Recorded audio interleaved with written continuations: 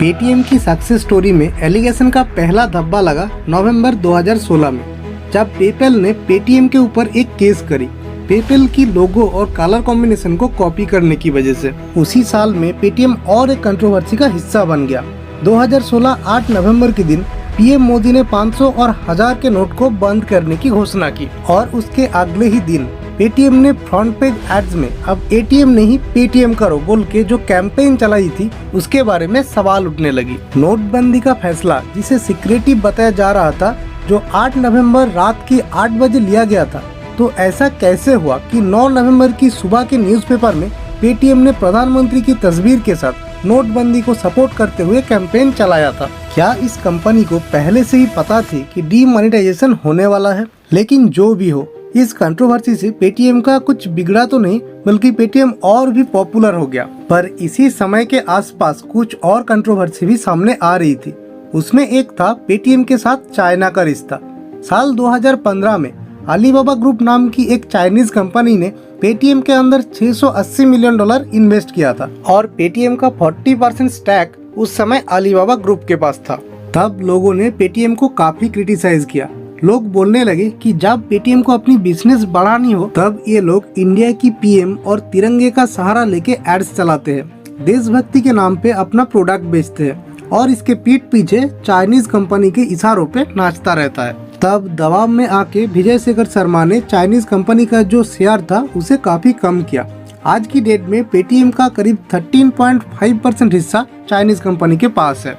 ये सब तो फिर भी ठीक था, लेकिन पेटीएम बदनाम तो तब हुआ जब news investigative agency cobra post ने पेटीएम में एक अंडरकवर ऑपरेशन चलाया। मई 2018 में कोबरा पोस्ट के अंडरकवर रिपोर्टर पेटीएम की वाइस प्रेसिडेंट अजय शेखर शर्मा से मिलने गए, जो कि पेटीएम के फाउंडर विजय शेखर शर्मा के भाई है। और इस मीटिंग में जब उन्हें एक पॉलिटिकल पार्टी का प्रोपागेंडा फैलाने के लिए ऑफर किया गया, तब उन्होंने इस ऑफर को बड़ी खुशी खुशी एक्सेप्ट कर लिया था। उन्होंने ये भी कहा कि इससे पहले भी जब सरकार ने जम्मू कश्मीर की मामले में कुछ पेटीएम यूजर्स की यूजर डाटा मांगा था, तब पेटीएम ने सरकार को लोगों के पर्सनल डाटा भी प्रोवाइड किया था।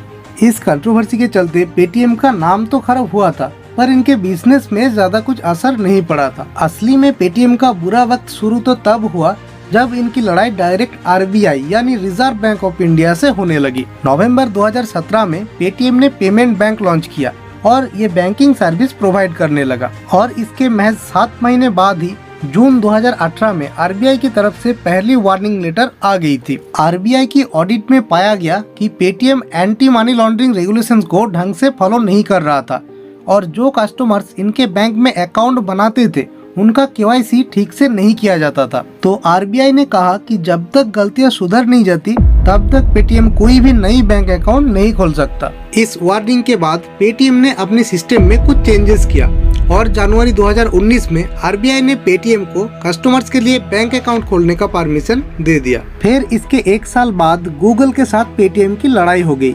18 सितंबर 2020 में पेटीएम ऐप को गूगल प्ले स्टोर से रिमूव कर दिया गया। गूगल की टीम ने स्टेटमेंट दी कि प्ले स्टोर की गैम्बलिंग पॉलिसी का वायोलेशन देखने को मिला है पेटीएम की तरफ से। गूगल ने ये क्लेम किया था कि गूगल की अपनी पेमेंट ऐप गूगल पे का कैशबैक ऑफर पेटीएम ने कॉपी किया था। इसके करीब 2.5 साल बाद अक्टूबर 2021 में और एक झटका लगा आरबीआई की तरफ से। पेटीएम के ऊपर 1 करोड़ का फाइन लगाया जाता है क्योंकि पेटीएम ने अपने लाइसेंस एप्लीकेशन सबमिट करते समय फेक इंफॉर्मेशन और फेक डॉक्यूमेंट शो किया था। इस फाइन के बाद मार्च 2022 में फिर से पेटीएम की पेमेंट्स बैंक में नए अकाउंट बनाने पे रोक लगा दिया गया आरबीआई के द्वारा, क्योंकि पेटीएम फिर से रेगुलेशंस को तोड़ रहा था और अपनी बैंक अकाउंट के जो कस्टमर्स थे उनके केवाईसी सही से नहीं कर रहा था। इसके बाद भी पेटीएम सुधरता ही नहीं और अक्टूबर 2023 में फिर से पेटीएम के ऊपर 5 करोड़ की फाइन लगाया जाता है। 2 बार रिस्ट्रिक्टेड और फाइन भरने के बाद शायद पेटीएम सुधर जाए, यही सबकी उम्मीद थी, लेकिन पेटीएम सुधरने वालों में से था ही नहीं। सीएनबीसी की एक रिपोर्ट के अनुसार पेटीएम ने लाखों अकाउंट खोल रखे हैं बिना कोई केवाईसी किए। कुछ केसेस तो ऐसे भी मिले जहां एक पैन कार्ड से बहुत सारे अकाउंट क्रिएट किया गया है। पेटीएम पेमेंट बैंक्स की अकाउंट में ट्रांजैक्शन लिमिट है 2 लाख रुपए, लेकिन कुछ ऐसे अकाउंट्स भी मिले जहां पे ट्रांजैक्शन करोड़ों में हुआ था। आउटलुक की एक रिपोर्ट के मुताबिक पेटीएम के पास 35 करोड़ वॉलेट्स है, जिसमें से 31 करोड़ वॉलेट इनएक्टिव पड़े हैं। इन वॉलेट्स को इलीगल एक्टिविटीज जैसे मनी लॉन्ड्रिंग पे यूज किया जा सकता है और डेटा प्राइवेसी का सवाल भी उठता है। इतने सारे रूल्स और रेगुलेशंस को तोड़ा गया और इन सब की वजह से 31 जनवरी 2024 आरबीआई ने कहा कि पेटीएम को अपनी बैंकिंग सर्विस बंद करनी होगी।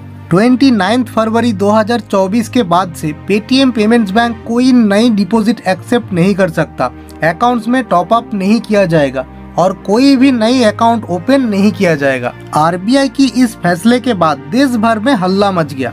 जो लोग पेटीएम में पैसा इन्वेस्ट करके रखे थे वो लोग बड़ी जल्दी से अपना पैसा निकालना चाहा और एज ए रिजल्ट पेटीएम की स्टॉक आज तक गिरता ही जा रहा है। अब सवाल ये है कि आगे क्या होगा।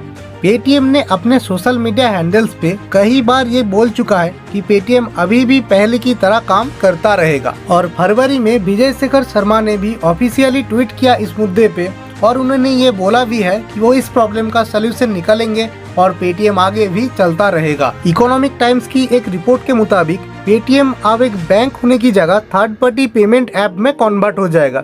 इनका बिजनेस मॉडल चेंज होने वाला है। बैक एंड में बहुत सी चीजें काफी जल्दी बदलने वाली है और जैसा पेटीएम ने प्रॉमिस किया था वैसे ही पेटीएम की सारे के सारे सर्विसेज जैसे पेमेंट बैंक, पेटीएम वॉलेट बिल्कुल सही सलामत है और अभी भी काम कर रहा है। शेयर मार्केट में अगर नजर डाले तो पिछले कुछ दिनों में पेटीएम की स्टॉक प्राइस धीरे धीरे बढ़ने लगा है। पेटीएम से यही उम्मीद रहेगी कि वो सारे रूल्स एंड रेगुलेशंस को फॉलो करते हुए अपनी कस्टमर्स को सर्विस प्रोवाइड करता रहे। और आप लोगों को यही कहूँगा कि किसी भी ऐप इंस्टॉल करते समय हर एक अलाउ पे बिना चेक किए टिक मत कीजिए।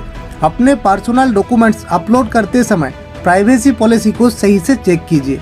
डिजिटल ज़माने की इस दौर में मोबाइल, इंटरनेट और ऐप्स का यूज़ तो करना ही पड़ेगा, लेकिन फिर भी जितना हो सके सेफ रहे, सतर्क रहे।